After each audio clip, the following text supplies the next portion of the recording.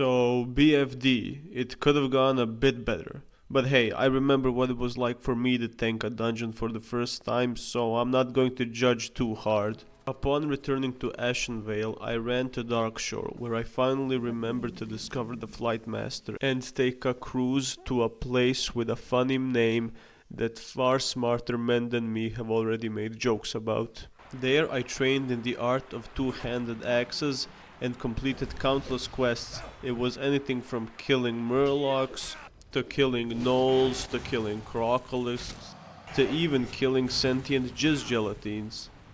The swampy shithole that is the wetlands truly brings out the best in me. Several quests later, I was back in Stormwind. It was for serious business. The business in question? Prison Break. A high-stakes drama following two brothers who... I don't know where I'm going with this. I'm going to go clear the stockades. It could be fun. And to be honest, it was. We violently executed every single rioter regardless of height, weight, skin or importance. Our tank was pulling like there was no tomorrow. We cleared it pretty fast. I only wish that I knew how the last boss fears you and makes you run into all of his goons. I would have had Tremor Totem on my action bar if I knew. Live and learn, I guess. Since we managed to kill the final boss during that kerfuffle, we were done. I also wish I had taken a quest from this grieving woman. Hey, 60 silver is no small payment, especially on my level. After visiting the local homeless shaman, I was on my way to turn in all the stockade quests.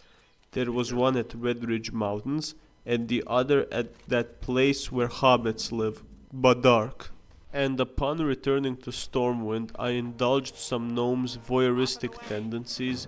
It was actually a cool quest. I spied on a trader, watched him talk to another dude, then two dickheads appeared and fucked it all up. One of them was from the stockades. It was back to the wetlands for old Hoof Sniffer. The grind was real, not just the XP grind, but the skinning one as well. The archaeological pit was full of raptors and psychotic players, so for every raptor I killed, I skinned like 5.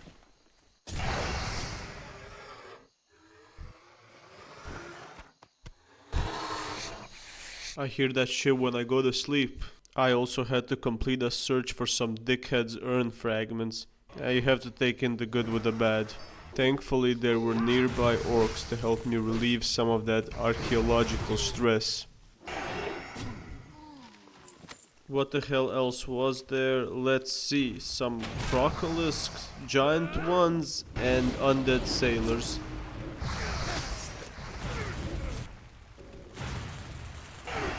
I have to admit, I wasn't a fan of them in Total War Warhammer, I'm not a fan of them in Warcraft. Whatever, killed some marines, killed some sailors, and was on my way to Ironforge, where I upped my skinning game and found a group for Gnomragon. Before we entered, we killed this... Okay then. Anyway, we killed this douchebag and grabbed a punch card. That's going to be important later. Upon entering the lost city of gnomes, we immediately began viciously beating the residents or invaders, it's hard to tell. We made our way through troglodytes, Gatorade elementals, and worst of all, gnomes. But they were mad fucked up on something. I'm sure I can get to the bottom of this. Oh.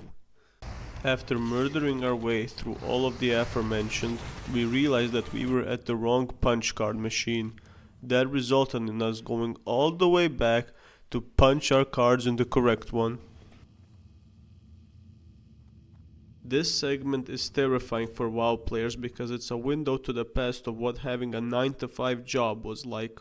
A practice familiar enough to become part of our popular culture. Along the way, we weren't just fighting the mobs, but each other for those gnome mailboxes, or whatever the fuck they were. It was cutthroat, everyone was just looking out for themselves. Our warlock was having a panic attack, it didn't stop him from looting them every chance he had. Unlike me. Despite that and our healer's McDonald's Wi-Fi bugging out, we were cruising through nicely. Turns out there were enough mailboxes to go around. They weren't deviant heights, thank God. Our somewhat clean run came to a halt when the Warlock's dog pissed on the charger. But the Warlock, all the power to him, got up, cleaned the piss and continued playing. Lesser men would have called it quits and probably go abuse their pet. Jesus Christ, what are you doing? You're being such a baby. But Nobruya, he's a real one. The McDonald's Wi-Fi healer gave us a timer before they kick him out, so we had to hurry up. But with a cracked theme like this, those gnomes, now featuring black dwarfs, never stood a chance. Soon came our toughest pool yet.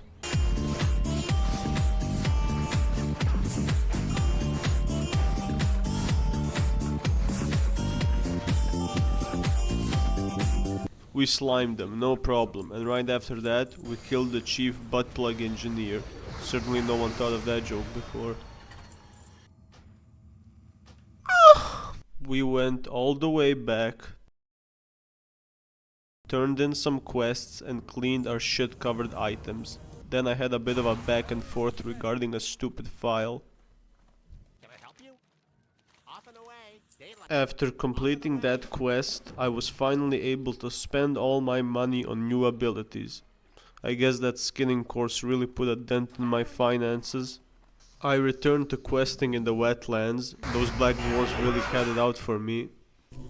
Upon reaching level 30, I was finally ready to receive my final totem. First, I took a boat back to my people's sanctuary and got lost like a retard, not knowing where I have to go. After a quick Google search, I realized my destination was outside the Exodar, so I climbed all the way to the top of the mountain to receive the blessing of air.